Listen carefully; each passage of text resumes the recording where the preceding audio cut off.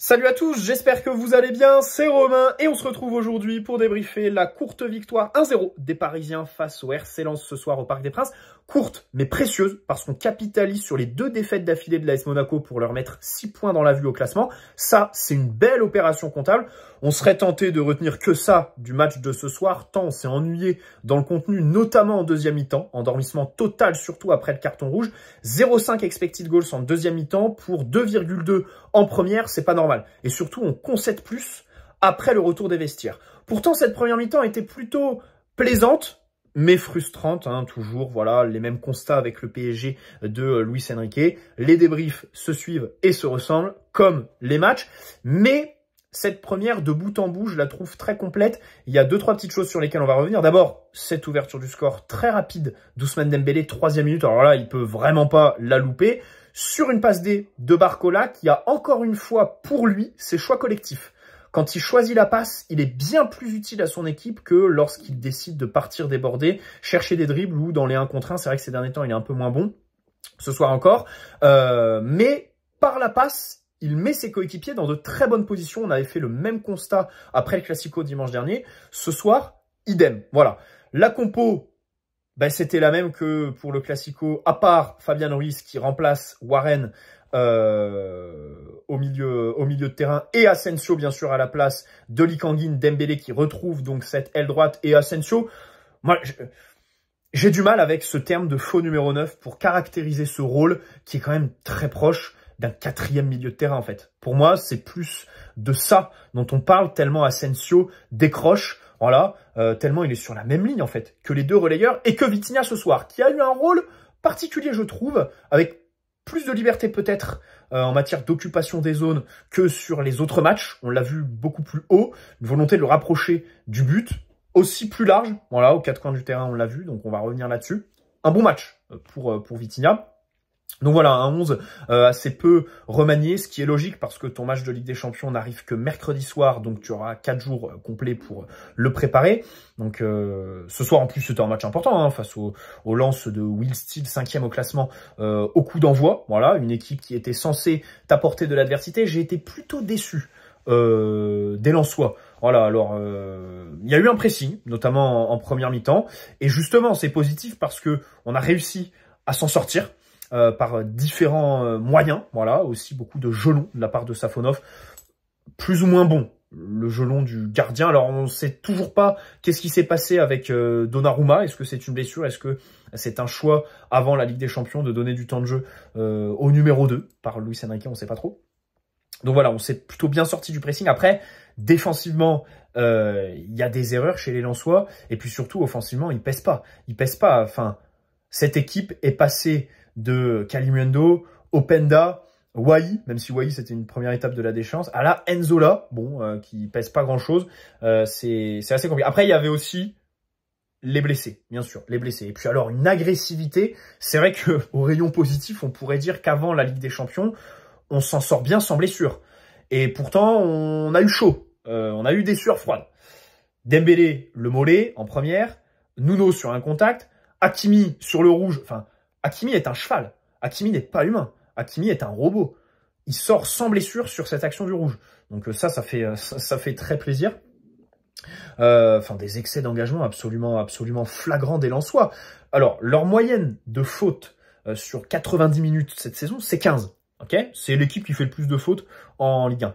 Là, en une mi-temps, ce soir, ils en avaient déjà fait 10. Et en deuxième, forcément, en deuxième, tu perds en lucidité, le match souffle, donc tu fais plus de fautes. Ils ont ce rouge, ensuite, Delageau envoie pas mal de cartons jaunes. Enfin, alors lui, il a sa responsabilité parce que en première mi-temps, il a pas tenu le match. Je trouve qu'il met trop de temps à donner le premier carton jaune au Lensois. Il y a trop d'actions.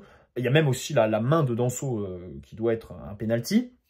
Et trop d'actions où les Lensois voilà, ont un excès d'engagement qui n'est pas sanctionné. Et au final, ça donne cette situation un petit peu bizarre au retour des vestiaires où les Lensois ne font que mettre des semelles.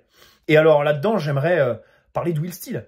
Alors c'est très bien Football Manager, mais le truc c'est que le frérot, il nous fait le cow-boy, la racaille dans les tunnels du parc là, à la mi-temps, il fait son show, il va voir les arbitres, il gueule, il fait le petit roquet depuis le bord terrain, très bien. Le problème, c'est que les Lensois, ils perdaient que 1-0. Hein. Ils étaient à 11 contre 11 et ils étaient encore dans le match, en fait. Et moi, je suis persuadé, ça m'a fait penser à Xavi sur le quart de finale retour, là-bas, où il pète complètement les plombs. Tous ces genres de nouveaux entraîneurs, là, qui maîtrisent absolument pas leurs nerfs. Et ça dégorge sur leurs équipes. J'en suis persuadé. Voilà, le carton rouge, je pense qu'il y a une part de responsabilité de Will Steele là-dedans. Alors, par son attitude à la mi-temps, vis-à-vis des arbitres et tout ça, du coup, il a transmis peut-être une forme de nervosité à ses joueurs. Enfin, ça, j'en suis certain. Et à un moment donné, tellement les Lensois faisaient que des fautes, je me suis dit, mais ça se trouve, au-delà de ça, la consigne a été donnée dans les vestiaires d'y aller plus fort, en fait. De jouer comme ça, de mettre les tampons. Limite, à un moment donné, je me suis dit, c'est pas possible. Donc voilà, Will Steele est très gentil, mais c'est comme Xavi Hernandez. Il faut absolument, au niveau des nerfs, se contrôler parce qu'ils seront absolument pas invités au plus haut niveau, ces mecs-là. Hein, c'est pas Ancelotti avec le sourcil qui bouge, quoi. Là, c'est quand même compliqué, la nervosité. Et de notre côté, on a répondu. De notre côté, on a répondu. Oui et non. Parce que, sur l'action, il y a Marquinhos qui est absolument méconnaissable, voilà, qui va massacrer un Lensois, qui prend un jaune d'ailleurs. Alors là, on n'a pas vu ça depuis 2013, voire on n'a jamais vu ça de la part de Marquinhos, un tel charisme. Et même avant cette action, il parle beaucoup. Avant le match, on le voit. À la mi-temps, il va même donner des conseils finition à Dembélé. Ok, tu l'entends gueuler sur ses joueurs, machin, sortis du tunnel. Donc ça fait vraiment plaisir d'avoir ce Marquinhos leader, surtout qu'il fait une belle première mi-temps. Il est saignant, il est vraiment saignant dans les duels, il est très bon, il est concentré, même si dans les airs, notamment sur les corners, il y a des duels de perdus avec des têtes lensois. C'est vrai que dans les airs ce soir, on n'a pas été très très bon. Pas de chaud par moment.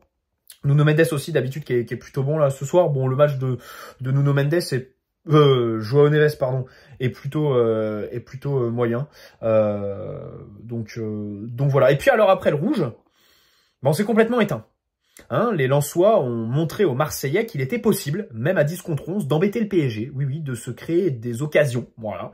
Hein, les Marseillais peuvent faire autre chose que s'apitoyer sur le sort réservé par l'arbitre dimanche dernier, hein, parce que, évidemment, en infériorité numérique, le match n'est pas terminé. Tu peux avoir une espèce de rébellion. Alors, ce soir, elle est bien aidée par les Parisiens qui perdent un peu le fil du match au niveau du tempo.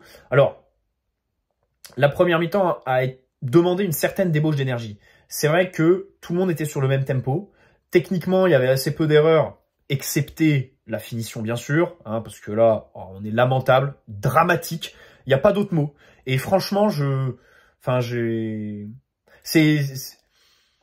que la première chose à faire, c'est un atelier finition au campus, hein, parce que là, et tout le monde doit le faire, d'ailleurs. La deuxième solution, c'est peut-être tenter Arnau Tenas en numéro 9. Peut-être que ça marcherait mieux que les autres. La troisième, plus sérieusement, je pense qu'il y a un axe de progression sur l'altruisme, en fait. Dembélé, il symbolise bien ce que je veux dire. C'est-à-dire que Mbappé est parti. Dembélé s'est dit, je vais devoir faire des statistiques. Et du coup, c'est vrai que depuis le début de saison, il est vraiment insupportable à forcer les frappes trop souvent. Ce soir, pas vraiment. Ce soir, c'est plutôt les autres qui les forcent un peu. Mais les autres le font aussi, en fait. Il y a un manque d'altruisme. Barcola, typiquement, ce soir, sur certaines actions. Les mecs vont forcer la frappe alors que la solution collective doit être privilégiée. Et là-dessus, je pense que Luis Enrique doit travailler. Après, pour moi, la solution numéro 1, c'est un mercato. Travailler l'effectif. Un numéro 9 ou pas, des ailiers qui ont une bonne finition, ça existe aussi. Et on en vient à ce constat assez paradoxal, en fait.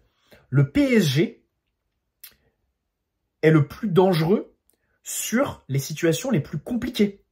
La main opposée de Brice Samba en deuxième mi-temps, sur la frappe enroulée de Barcola, il est hors de la surface carrément. Voilà, l'axe du but lui est quand même quasiment fermé. Et c'est une des situations les plus dangereuses du match. Le poteau de Dembélé sur la frappe de loin, qui est d'ailleurs très belle, juste après le but. Bon, c'est une situation compliquée. Alors que, quand tu es plus proche du but, quand l'axe est plus ouvert, que tu es face au gardien aussi, t'envoies des chandelles, tu fais n'importe quoi, et au final, t'es ridicule. Voilà. Donc c'est vrai que ça fausse les statistiques parce que finalement en Ligue 1, le PSG ne sous-performe pas ses expected goals. Je crois d'ailleurs qu'on les surperforme. Je crois qu'on est à quasiment 30 buts avec 24 ou 25 expected goals en Ligue 1. Voilà, donc on est au-dessus, on n'est pas en dessous. Alors ce soir, on est clairement en dessous, mais on ne sous-performe pas parce que justement, on est capable de marquer des buts qui sont difficiles, on est dangereux sur ces situations, et malheureusement, sur les situations faciles, on n'est pas bon. Je pense qu'il y a aussi quelque chose qui tient aussi de la construction. C'est-à-dire que nos attaquants, si on avait à nuancer, se trouvent un peu trop souvent excentrés quand ils prennent les frappes.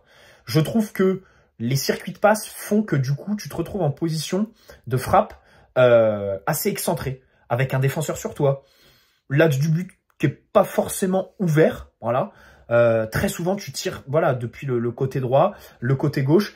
Les coéquipiers ne suivent pas aussi. T'as pas un appel en diagonale pour libérer un petit peu d'espace. Ça fait que les adversaires, les défenseurs peuvent aller sur le porteur de balle et tout ça, le gêner, le précipiter dans son geste. Donc c'est vrai que là-dessus, on doit travailler. Et j'ai vu passer une statistique sur Dembélé qui est très intéressante, qui illustre bien ce que je veux dire. Dembélé, quand il frappe depuis l'axe, c'est un but tous les 5 tirs. Quand il est en position excentrée, donc depuis l'aile droite pour lui, c'est un but tous les 52 tirs. 52 tirs. Voilà. Donc en fait, les problèmes de finition de Dembélé viennent plutôt de ses frappes excentrées. Alors vous me direz, c'est logique. Mais je trouve qu'il y a quand même une énorme différence entre un but tous les 5 frappes et un but toutes les 52.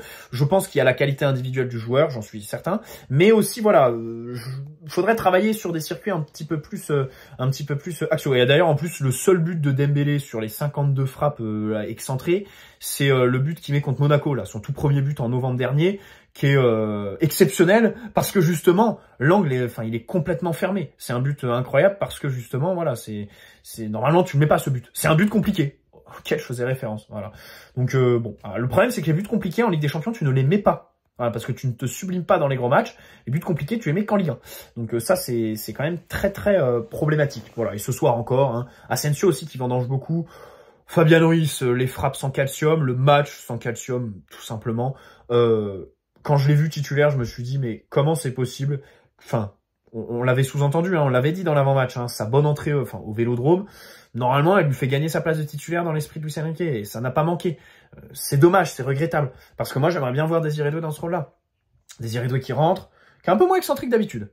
Alors, il finit le match, il est vraiment ailier gauche, mais voilà, il commence un petit peu demi-espace gauche, il a des situations, mais c'est encore une entrée où il manque quelque chose. Et puis alors, Kolo Muani, là, c'est dramatique. 9 minutes de temps de jeu depuis le retour de la trêve. Alors, il était blessé contre Strasbourg forfait, mais 9 minutes contre le PSV en tant qu'ailier gauche, où on lui a demandé de faire les différences en partant de l'aile, et ensuite, tu ne sors pas du banc. Là, il faut partir cet hiver. Là, faut stopper l'hémorragie. La situation est grave. La situation est grave.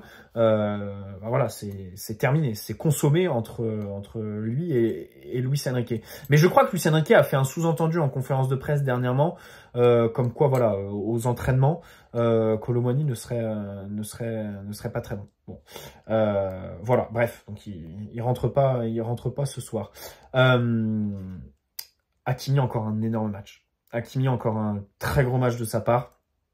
Ça fait plaisir. Parce qu'il y a une vraie justesse dans les centres, dans les choix offensifs, les 1 contre 1 aussi. Les 1 contre 1, il est en confiance là quand il envoie le centre qui finit sur Danso, là, la situation un peu bizarre.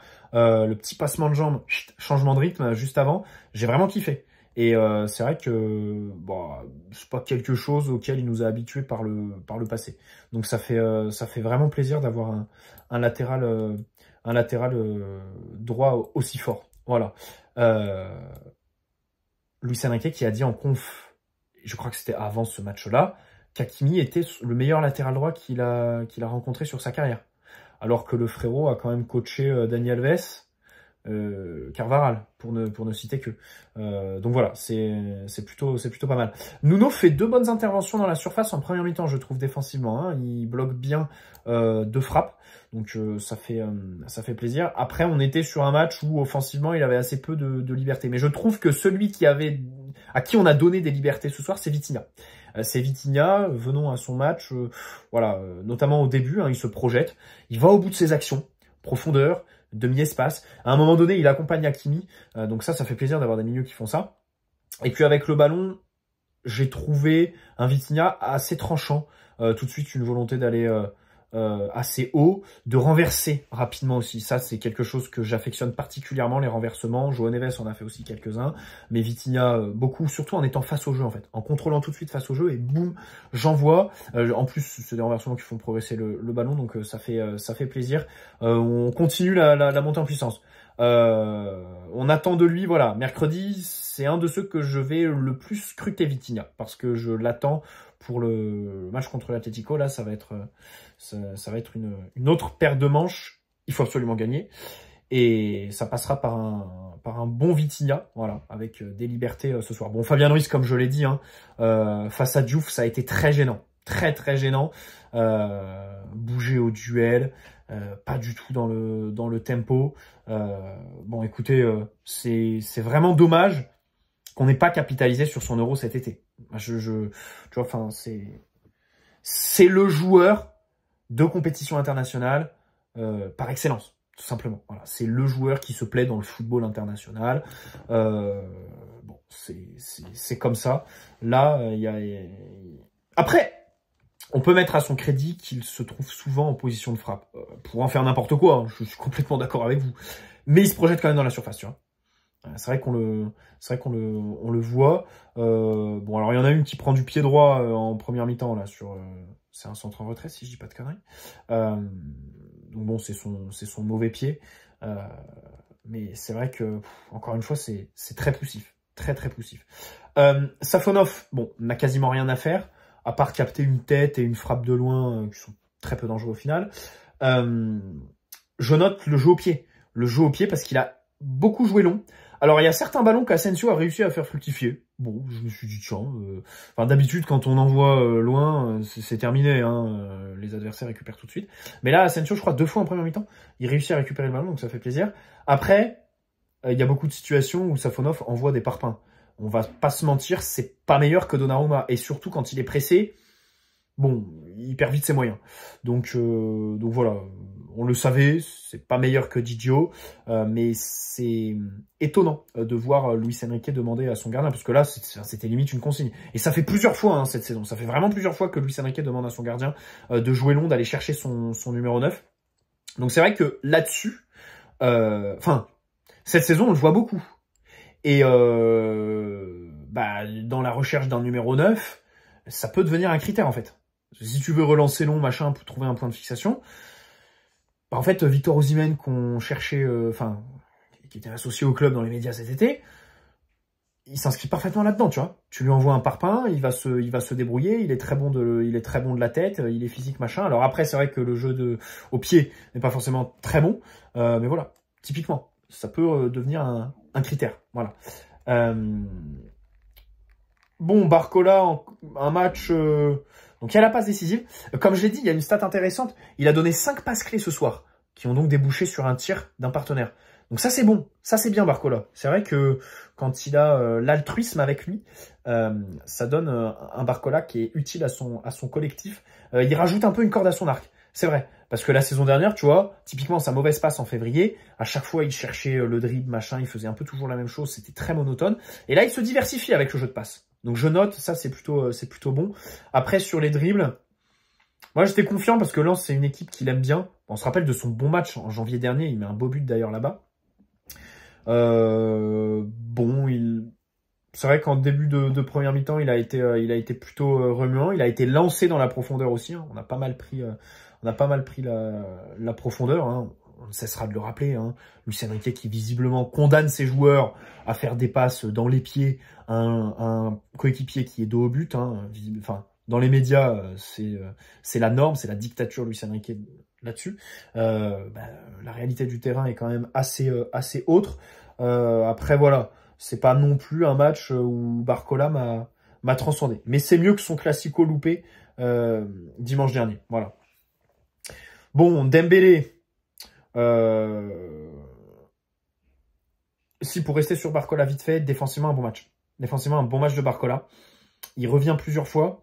Et ça, c'est intéressant parce que ces derniers temps, quand il faisait des mauvais matchs aussi, il était très nonchalant sur les replis. Et là, c'est plutôt bon, c'est pas mal. En première mi-temps, 2 ou 3 fois, je crois. Il revient, il récupère le ballon, donc ça c'est cool. Donc voilà, Dembélé, bon, il y a le but, donc ça fait plaisir, son 5e. La frappe juste derrière, c'est dommage, parce qu'elle est très belle.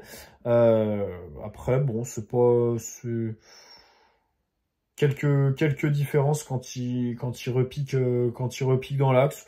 Bon, un match disons en demi-teinte pour Den Bouz avec bon, assez peu d'actions marquantes là en tête, mais voilà, la ligne offensive n'a pas brillé, encore une fois, nous a vraiment vendu. Alors le point positif, c'est qu'on fait le clean sheet, voilà, mais les Lensois ont quand même pris trop de tirs, notamment en infériorité numérique. Donc ça c'est vraiment dommage. Ceux qui étaient au parc, n'hésitez pas dans les commentaires à donner votre avis sur le speaker qui était là ce soir, le nouveau là, enfin le 3e test. J'ai vu des avis positifs passer. Quand Dembélé a marqué, j'ai vraiment tendu l'oreille sur comment il faisait. Les 2 premiers Ousmane sont un peu bizarres, mais le dernier est vraiment bon. Le dernier, il pousse bien le Ousmane. Et je trouve que le timbre de voix est plutôt intéressant. Après, un speaker, ça se juge sur place. Donc, c'est vrai que ceux qui étaient là-bas, n'hésitez pas à nous dire. Mais bon, j'ai plutôt apprécié. Après, on l'a pas trop entendu. On a marqué qu'un but. Donc, c'est vrai qu'on l'a pas trop entendu. Ça change de celui qu'on avait vu contre Strasbourg. On marque 4 buts. Et puis, je crois que sur 2 des 4, j'étais au parc pour le coup, sa voix casse, en fait. Sa voix casse. Il y a un prénom qu'il n'arrive pas trop à dire et c'est un peu gênant. Et aussi sur les compositions. Il dit Vitinha très bizarrement. Mais celui-là, bon, un a priori plutôt positif. Bref. Normalement, il est reconduit en Ligue des Champions contre l'Atlético. Hein. Tous, ils font un match au parc. Hein. Le premier, il avait fait Gérone. L'autre, il a fait le PSV. Et là, normalement, il sera contre l'Atlético. Bon, on verra. Bref, on va se retrouver demain ou lundi. Donc, pour la preview de ce match ô combien capital contre l'Atlético de Diego Simeone, qui va être amputé de bon nombre de leurs défenseurs. Donc il va falloir être...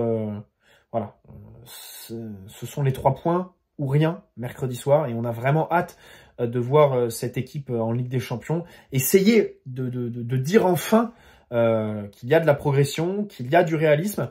Ça fait 2 fois qu'on marque rapidement dans les matchs. Après le Classico, le but de João Neves à la 7e. Dembélé 3e ce soir. Donc ça, c'est plutôt pas mal. Hein, d'habitude, le PSG a ses adversaires à l'usure parce que le plan de jeu est tellement clair de la part de Luis Enrique, à part sur les positions. Je suis d'accord. Sur les positions, voilà, les joueurs permutent beaucoup, notamment ce soir. Mais dans les grands principes, pour les adversaires, voilà, c'est connu. Donc c'est vrai que c'est plutôt en deuxième mi-temps, et puis surtout parce que tu les fatigues en fait. Quand tu as 60-70% de la possession, l'adversaire se fatigue, devient nerveux, perd en lucidité. Bon bref. Donc voilà, contre l'Atlético, enfin il faut absolument gagner, surtout que l'Atlético sont très décevants. Enfin voilà, Diego Simeone a un peu un totem d'immunité chez eux parce qu'il a ramené ce club à un niveau absolument extraordinaire par le passé. Mais voilà, ça fait 2, 3, voire 4 saisons que bon, ce bon vieux Diego, le Cholismo s'éteint à petit feu. Et cet été, il y a eu d'énormes investissements qui peinent à être traduits. Alors le 3-1 contre Lille, c'est vrai que ça reflète pas forcément la physionomie du match, hein. Pour le coup, même sur l'arbitrage, voilà, les pénaux sifflés, les frappes qui sont touchées, celle de Zegrova par exemple, et puis l'attaque de Madrid aussi, hein, qui vendange. Donc voilà. Bon, on va voir tout ça et on aura le temps d'en parler dans une vidéo qui sera consacrée à ce match. On se dit à très vite les amis, bonne fin de week-end, voilà, on va passer un bon samedi soir, après avoir terminé l'après-midi avec Beansport, tiens pour une fois, pas d'Azone, et le duo d'Alcolo, Christophe Josse, qui avait vu Barcola tirer sur le but de Dembélé. Pour lui, Barcola avait tiré et pas passé, alors que Barcola regarde Dembélé pendant bien 2 secondes sur l'action. Mais voilà, selon lui, Barcola a tiré, et puis bravo bien sûr, hein, les lapsus qu'on aime, hein, se tromper de joueur, machin, c'est toujours drôle, c'est un duo un duo drôle, voilà, un duo assez fantasque, bon, tout aussi incompétent bien sûr, hein, mais voilà, c'est plutôt marrant. Allez, bonne soirée à tous, ciao les amis, prenez soin de vous.